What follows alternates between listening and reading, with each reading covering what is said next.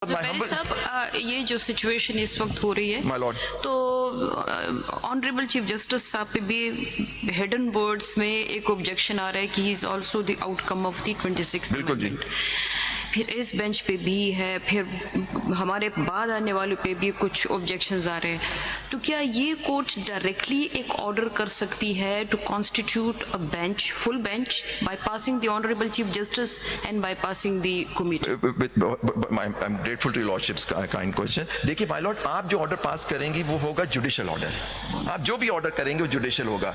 Constitution of a bench या full court is an administrative order sir, वो administrative order होता है। अब ये हमें आपको देखना है कि उस एडमिनिस्ट्रेशन किसके पास है to constitute the full court, या कमेटी के पास है या ऑनरेबल चीफ जस्टिस के पास। अभी भी वो पावर है डिस्पाइट द फैक्ट अब he is no longer the master of the roster, क्योंकि माय लॉर्ड जस्टिस फाइज़ा की जजमेंट में था there is no master of roster का जिक्र ही नहीं है, ना आइन में है ना रूल्स के अंदर है, कहीं नहीं लिखा हुआ मास्टर ऑफ द रोस्टर है। यही जस्टिस फाइज़ा की जजमेंट है उसके अंदर प्रैक्टिस एंड प्रोसीजर में।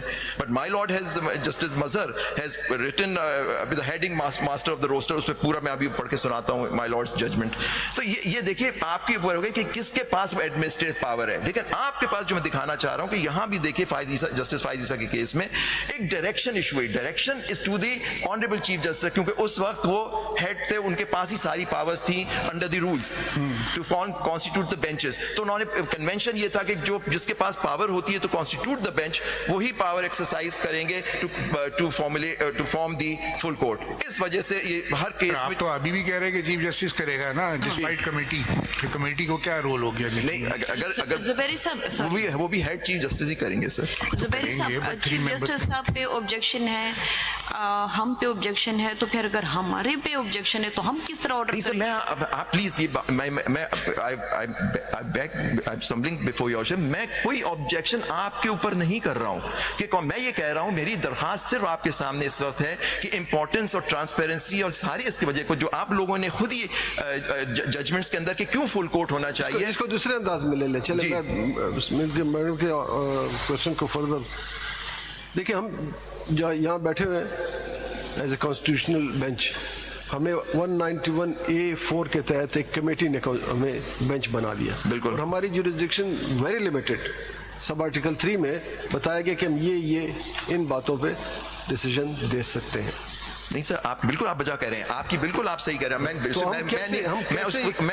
नंबर 2 ये जी कि क्या हम ये चीफ जस्टिस को डायरेक्शन दे सकते हैं कि आप इनको छोड़ दो, इनको लगा दो? तो डायरेक्ट हम क्यों ना कह दें कि मिस्टर सो को ऑर्डर भिजवा दें, मैं ये नहीं कह रहा हूं। फुल बेंच सर, एक मेरे two humble submissions before lordship. एक तो आपके पास जुरिस्डिक्शन है to refer the matter for the constitution by passing a judicial order for the constitution of the full court. अब ये उसके ऊपर है कि वो किसका फुल कोर्ट क्या होता है, एलिजिबल जजेस। वो देखना होगा कि एलिजिबल जज कौन होते हैं, जैसे इसकी जजमेंट में कहा गया है। तो ये आप माय लॉर्ड्स की जजमेंट है कि व्हाट इज द मीन। पहले आप पढ़ लीजिए जजमेंट, पढ़ लें तो we should move ahead. जी सर, मैं जो अर्ज कर रहा था सर कि 184, 185 वर्ड यूज हुआ है supreme court. Supreme court under article 176 is the chief justice and सदर जजेस जो अपॉइंट होते हैं सर। अब आप ये जो बेंच, लेकिन क्या फर्क आया 191A में सर, उसमें अब ये जुरिस्डिक्शन टू हियर इन 3 चीजों के ऊपर जुरिस्डिक्शन दे दी गई, क्योंकि देखिए sir jurisdiction is vested in this court under article 175(2). My lord has also discuss, और फिर वो रशीद का। अच्छा, मैं अब इसमें आपको दिखाना चाह रहा हूं कि कहां रिस्ट्रिक्ट की जाती है सुप्रीम कोर्ट की पावर। अगर ये होता नो अदर जज, भी यहीं पर क्वेश्चन ले लीजिए ताकि जी हम as a constitutional bench 5 member bench, जी sir, a case is fixed before us My lord. by the committee constituted under 191A(3). A regular case is fixed before the bench. जी।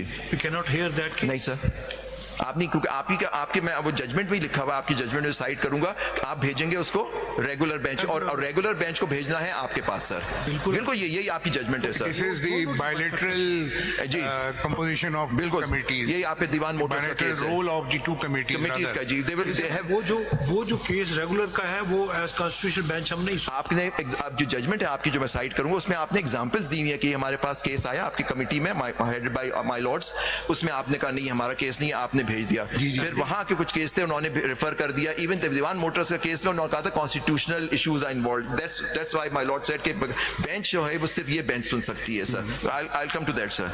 सर मैं एक चीज दिखा लूं जी, आपकी इजाजत, सॉरी आप कुछ कह रहे थे सर। वो बेसिक क्वेश्चन वही है। बिल्कुल sir. Jurisdiction, then why don't you apply it to the Chief Justice for Constitution? Sir हमने आपके सामने, क्योंकि केस आपका है, आप देखिए जहां भी केस चलता है उसके सामने एप्लीकेशन दी जाती है, तो हम जो भी आपने केस देखा जस्टिस फाइज जी सर, जितने केसेस आए वो उसी बेंच के सामने एप्लीकेशन दी गई। इनडायरेक्टली आप इस बेंच पे लीगल ऑब्जेक्शन आपका ये है कि चूंकि ये कॉन्स्टिट्यूशनल बेंच है, ठीक, ये सुन तो सकता है लेकिन सुनना नहीं चाहिए। नहीं मेरा ये बिल्कुल नहीं है। नहीं देखिए 184(3) है, कॉन्स्टिट्यूशन बेंच ही सुन सकता है जी, उसमें क्या नो अदर बेंच, लेकिन आप चूंकि इसलिए इतराज करें, बाकी केसेस में तो अपने इतराज नहीं किया, पेश होते रहे हमारे सामने, अभी भी आगे इंशाल्लाह उम्मीद है आगे भी पेश होते रहे। आप कहते हैं चूंकि कॉन्स्टिट्यूशनल अमेंडमेंट अंडर चैलेंज है जी, इसलिए ये बेंच ना सुने। नहीं सर मेरा ये बिल्कुल नहीं है तो क्या? सर, मेरा ये है कि ये इतनी इंपॉर्टेंट केस है और आप लोगों ने हमेशा जो इतनी जिसकी फार रीचिंग पॉलिसी या अमेंडमेंट चैलेंज हो रही है सर, आज तक पाकिस्तान में कोई सक्सेसफुल चैलेंज नहीं हुआ है अमेंडमेंट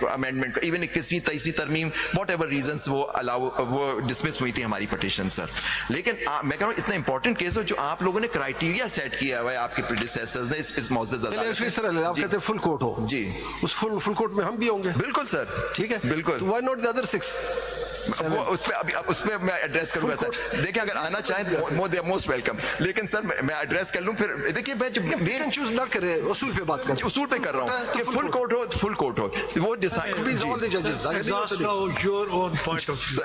नहीं, लेकिन माय लॉर्ड मुझे सेटिस्फाई तो आपको करना है सर। Definitely, हम भी उसी लिए question सर अब मैं आपको जी बिल्कुल मैं आप जवाब दूंगा सर। इसमें जहां सुप्रीम कोर्ट की पावर को रिस्ट्रिक्ट किया जा रहा है कि सुप्रीम कोर्ट का मतलब क्या होता है कि वो रिस्ट्रिक्टेड, वो किस तरह से इसी आइन के तहत किया है। अगर आर्टिकल 20 की powers नहीं सर, देखिए जुरिस्डिक्शन आप you all have judicial power आऊंगा मैं उस पर। ज़ियाउर रहमान आपके केस में भी डिस्कस हुआ है और ये हमजा रशीद के केस में my lord has followed that judgment, तो उसके अंदर भी लिखा हुआ है कि जी जुरिस्डिक्शन और जुडिशियल पावर में फर्क क्या होता है।